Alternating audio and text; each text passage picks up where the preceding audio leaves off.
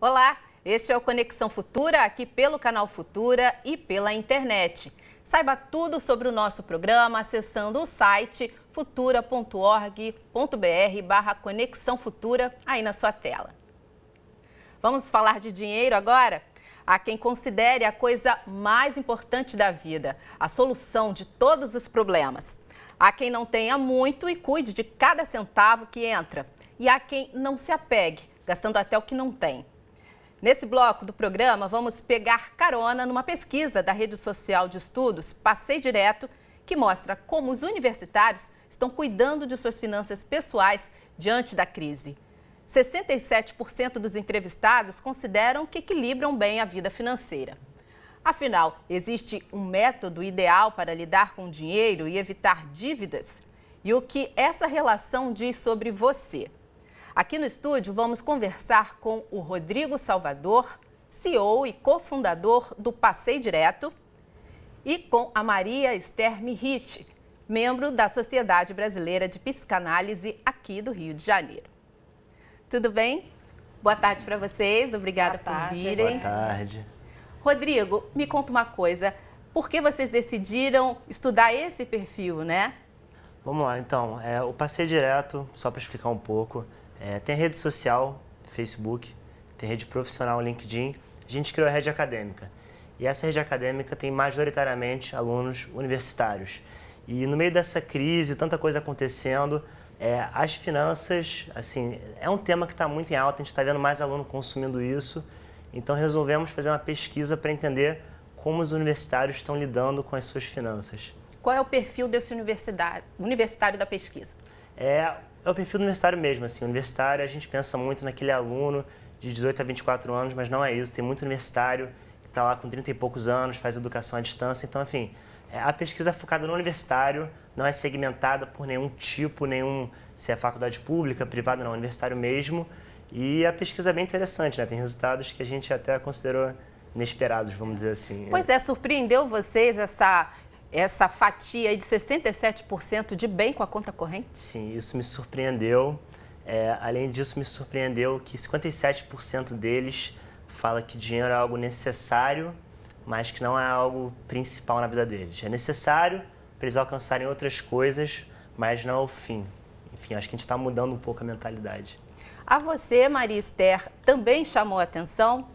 Me chamou muita atenção, achei super interessante pelo seguinte, o dinheiro, né, se a gente for falar sobre o viés psicanalítico, ele não é o dinheiro pelo dinheiro, né, a coisa concreta. É que função o dinheiro vai exercer na vida dessas pessoas, né?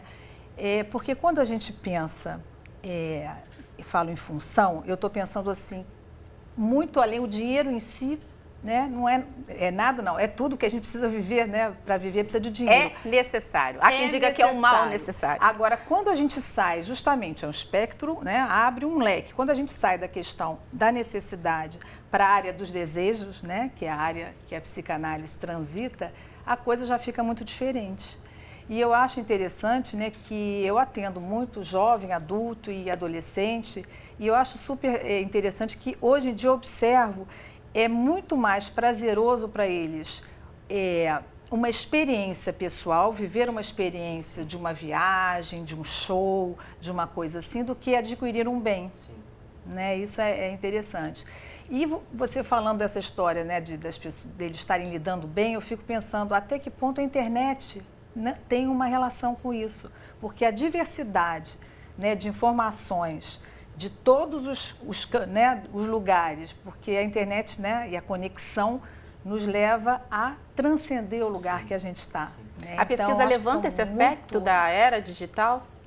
Uma coisa que me chamou muita atenção é que a figura do gerente do banco não é mais tão forte. Eu acho que isso tem muito a ver com a tecnologia. Antigamente você tinha que sempre ir no banco para fazer qualquer coisa. Hoje em dia os bancos são digitais. Você entra no seu celular, com 2 cliques você faz muitas coisas. Então, eu acho que a tecnologia trouxe uma autonomia para esses, né, jovens, universitários, enfim, e a sociedade como um todo também. Eu acho que a gente consegue fazer mais escolhas por conta própria e isso realmente se mostrou bem concreto na pesquisa. Bom, tem uma fatia de universitários, você mesmo acabou de dizer que não é só mais o jovem de 18 a 20, 25 anos, tem aí uma parcela adulta, mas aquele grupinho que realmente ainda sequer trabalha ou nem está na fase do estágio ainda. Sim. Vocês perceberam algo específico? Sim, esse grupo de pessoas ainda depende muito da família para ter a sua renda e, consequentemente, depende muito da família para tomar decisões financeiras. Tem uma correlação entre de onde vem sua renda, se ela vem da família, e se ela vem da família, normalmente você depende muito da família para tomar as decisões. Quando você ganha seu próprio dinheiro, você acaba tendo uma autonomia maior até nas decisões sobre o próprio dinheiro, o que fazer com ele. A gente viu isso. Mas parece que nesse mesmo grupo também tem lá uma parcela que está bem consciente de como administrar. Sim, sim. Acredito que seja até por conta disso, né? Porque tem os seus objetivos, a sua festa, as suas festas, as suas viagens, as suas compras. Eu acredito, porque eu fico pensando, né? Quer dizer, o dinheiro ele se presta a múltiplas funções, né? Consequentemente, a múltiplas, como a gente chama, os psicanalistas, representações psíquicas, né? E entender representações psíquicas não é nada muito complicado, é só a gente pensar, a gente aqui mesmo, né, está rodeado de objetos materiais, né, cadeira, câmeras, né, pessoas, né, isso tudo não está no nosso aparelho psíquico, isso tudo não está na nossa mente. O que a gente tem na nossa mente, no nosso aparelho psíquico, são a representação dessas coisas, né? E essas representações, elas são investidas com afeto, né, com um determinado afeto, seja ele qual for. O que acontece é o seguinte, se a gente for pensar, falar de dinheiro, né, com diferentes pessoas, você vai notar que para uma pessoa é importantíssimo, sei lá, uma maquiagem XPTO. Para outra vai ser, como a Marisa Monte falou uma vez numa entrevista, a coisa mais importante para ela era os equipamentos, né, para ela fazer o show. Para outras pessoas vão ser uma bolsa. Então, essas representações, né, que a gente tem do dinheiro, que não passa só por uma questão de estilo, que eu acho que aí a gente vai ter que pensar na história de cada pessoa, né, na história de vida, no contexto familiar, no contexto sociocultural que a pessoa tem, que o dinheiro vai ter uma representação A ou B, né? Sim. É muito comum, isso eu acho triste, né, na nossa cultura, a gente associar dinheiro à identidade. Sim. Ou seja, a gente é aquilo que a gente tem? Claro que não, né? A gente tem aquilo que a gente... É uma coisa que acaba, não deveria estar ligado, mas está. Sim. Né? Por isso é que até, às vezes, existem casos de depressão, às vezes existem situações difíceis que a gente vê no consultório, né? Com relação a isso, porque a pessoa não tem, se a pessoa não tem, então ela não é nada. Sim. É muito complicado. Sim. Ela né? costuma se comparar a outras pessoas também, né? Também. E dar um valor acima do necessário para aquilo. Também. Exatamente. Então, é isso. Quer dizer, o dinheiro ele vai mexer em várias áreas, desde a identidade até também a representação. Por exemplo, tem famílias mais abastadas que dão amor através de dinheiro. Isso é bem comum, né? Muito são comum presentes, na né? Presentes, crianças que ganham megas presentes, mas que às vezes não têm. Pais que suprem a ausência, né, em casa, o excesso de horas de trabalho, só vou levar o agrado. Ou eu não vou poder participar do final de semana, eu não vou fazer aquela viagem, mas eu prometo, eu vou trazer o presente. Exatamente. Então, essas conexões que, né, como no nosso aparelho psíquico, como eu falei, na nossa mente, tudo está associado, né, como se fosse um elos, né, um colar cheio de elos.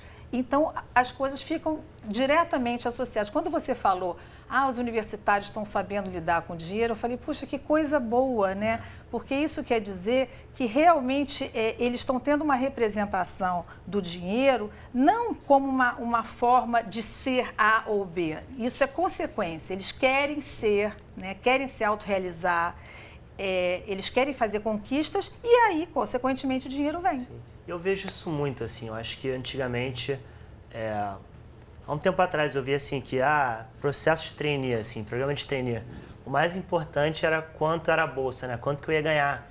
E cada vez mais eu vejo assim, as pessoas se importando com qual é a missão da empresa, quais são os valores, qual vai ser o impacto do meu trabalho, enfim.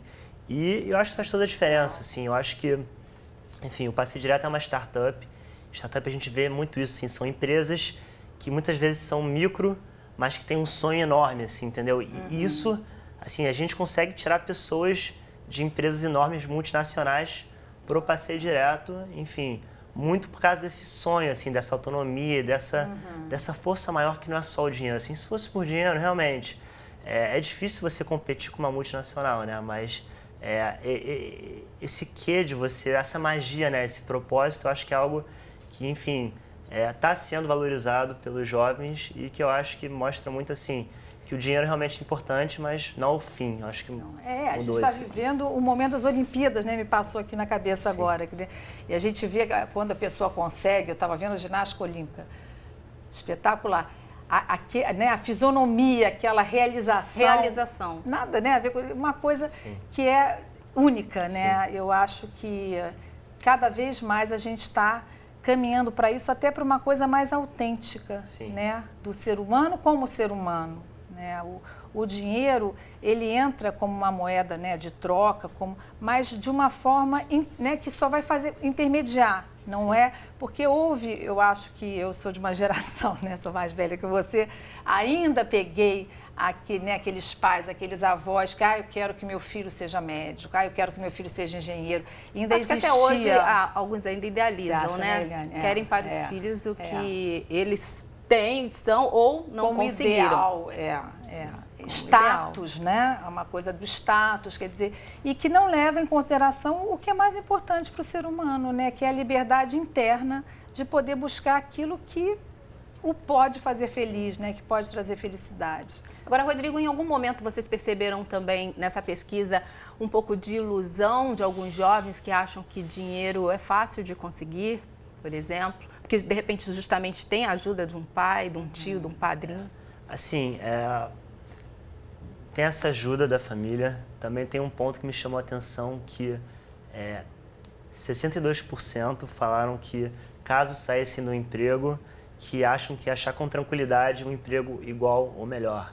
Então, assim, isso foi um dado que chamou a atenção, assim, mostrou uma confiança, né, bem grande nesse momento de crise. Então, outro ponto também é assim, que os universitários estão falando que estão lidando muito bem com o dinheiro. Assim, a questão seria até interessante pegar um especialista, analisar caso a caso e ver se eles realmente estão, né? Que uma coisa é ele falar que está, outra coisa é ele realmente está, enfim. Pôr na ponta do lápis. Na ponta do lápis, enfim, e realmente ver. Mas mostra uma confiança, assim, parece que é uma geração que já está entrando no mercado de trabalho com confiança, assim, com uma cabeça feita, e espero que tudo que eles acham que está acontecendo realmente esteja, né?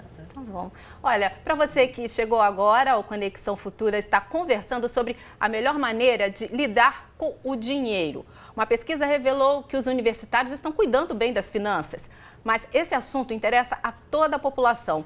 Segundo o IBGE, o Brasil tem hoje mais de 11 milhões de desempregados. E aí, eu te pergunto, Maria Esther, quando essa fonte de renda seca, isso gera também uma expectativa, né? E aí vem uma outra questão que pode ser uma frustração forte, uma depressão, enfim.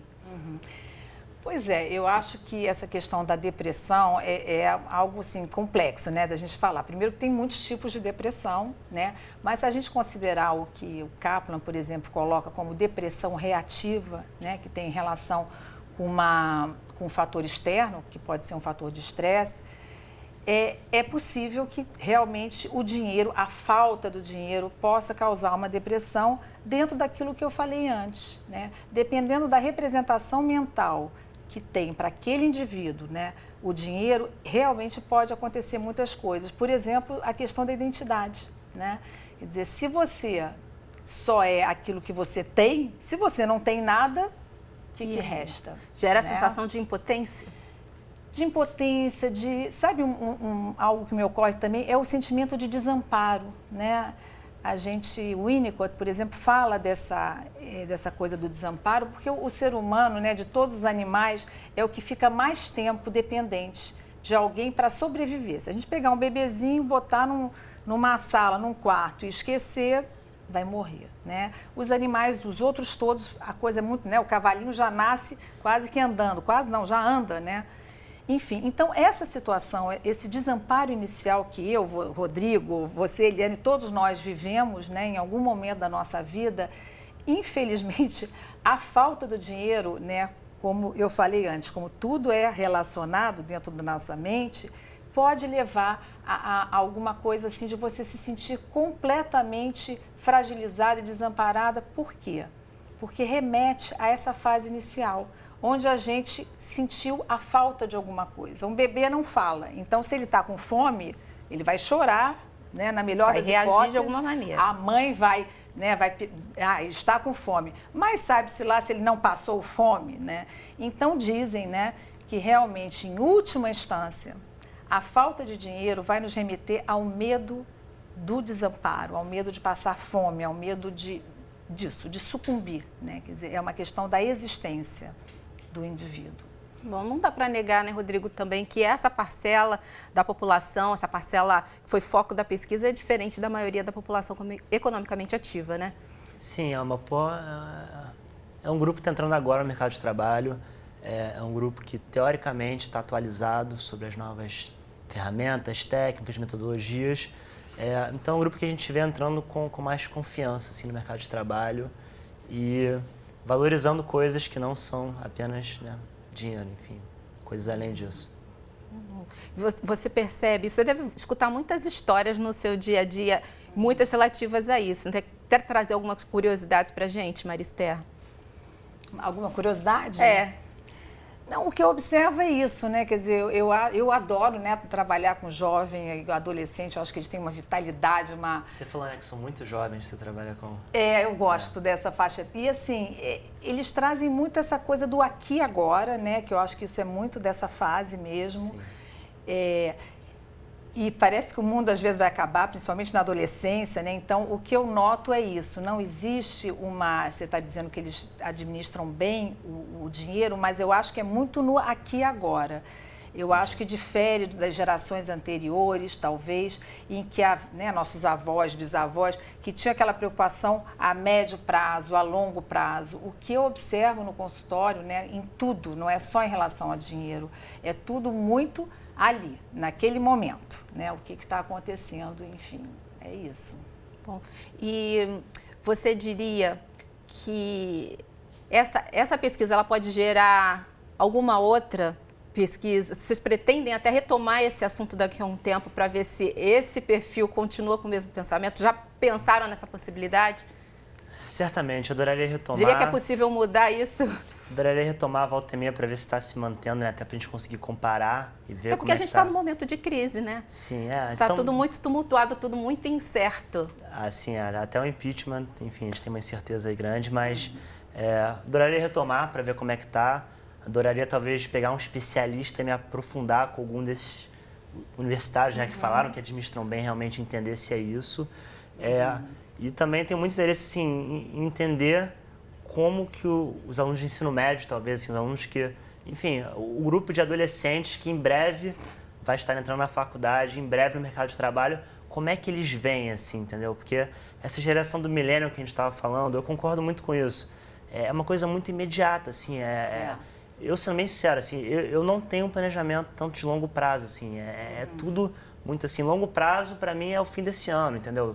Tanta coisa acontecendo, muita mudança, muita informação vindo. Então, realmente ter esse planejamento de longo prazo, uma sociedade tão imediatista, né? Que você falou que nem fez Facebook, porque já vem mensagem, é muita coisa, enfim, é complicado. Esther, ter dinheiro e gastar ou abrir mão, enfim, ser totalmente desapegado a ele. O que diz exatamente da personalidade da pessoa? É possível traçar esse perfil? Acho que um pouco, né? Porque, como eu falei, como o dinheiro, ele, né, do ponto de vista simbólico, vamos falar assim, ele entra no lugar de alguma coisa, né? Ele não é ele por ele. O que vai acontecer, que aliás é muito comum, né?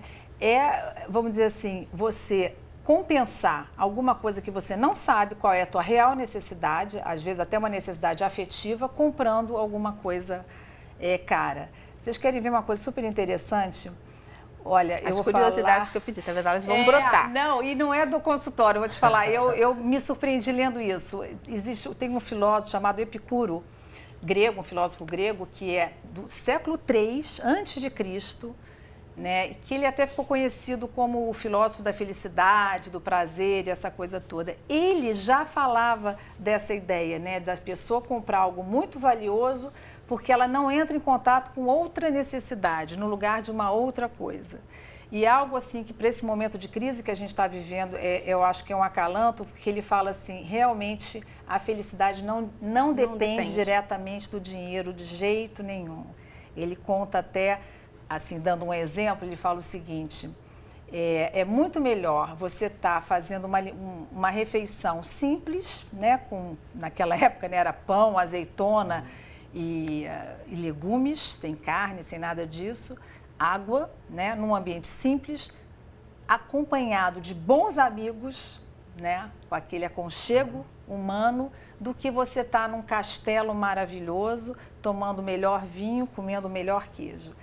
Então, eu acho que é uma ideia, né, você vê, antes de, né, século III. E ele ainda fala mais. Ele diz assim, a riqueza, né, ela não é capaz de aquietar a nossa angústia da alma. Olha que interessante, né? Porque uma coisa muito... Então é isso, eu acho que a gente conecta nesse ponto, né, Rodrigo, que Rodrigo está falando, o que eu estou falando, eu acho que essa geração realmente ela está, de alguma forma, intuitivamente, eu não sei, buscando essa felicidade de uma forma mais autêntica. Sim. Né? E não através de substitutos, porque é o que acontece, muitas vezes o dinheiro vem a substituir alguma coisa... Que não é o de... você falou de coisa de consultório, me lembrei de uma situação bem interessante, que é a seguinte, não vou, claro, vou falar de uma forma geral, mas não é raro eu escutar no meu consultório alguém dizer assim, meu marido fez tal coisa assim, assim, errado, hoje eu vou entrar na tal joalheria, mas eu vou comprar aquele anel de brilhante, o mais caro que tiver. Olha só, compensar, vingar, quer dizer, olha o tanto de coisas que o dinheiro é utilizado. Para o bem e para o mal. Para o bem e para o mal. Agora, a gente já está na reta final do programa, eu quero saber de cada um de vocês aqui, trocar com o público essa experiência. Para você, Rodrigo, o dinheiro traz felicidade? Se você fosse responder alguma pesquisa agora? Essa pergunta é bem difícil, né? Mas eu diria que o dinheiro por si só como fim não traz felicidade, mas ele pode ajudar a te proporcionar muitas coisas que trazem felicidade. Enfim, da forma mais simples possível, eu acho que é isso. Eu acho que o dinheiro é um meio interessante, mas jamais, jamais pode ser o fim. E você, Marister? Olha, eu vou falar uma coisa bem simples. Eu penso da seguinte maneira, eu acho que é bom ter dinheiro para a gente poder esquecer dele. Ou Concordo seja, plenamente. Para a gente poder, né, usufruir as coisas que a gente gosta, museus, cinema, livros, sem ter que se preocupar em pagar contas no final do mês. Então, acho que o dinheiro serve assim, né, para a gente poder esquecer dele e não viver em função, ser escravo. Exatamente. É assim que eu penso. É assim que eu penso também, com essa mensagem que a gente deixa para vocês, na medida do possível, porque a gente sabe que no dia a dia existem as responsabilidades, as contas vão chegar, o banco vai ligar, vai cobrar, mas a gente, da melhor maneira possível, tentar contornar as dificuldades e, enfim, manter a responsabilidade e seguir. Obrigada pela participação de vocês aqui no Conexão Futura.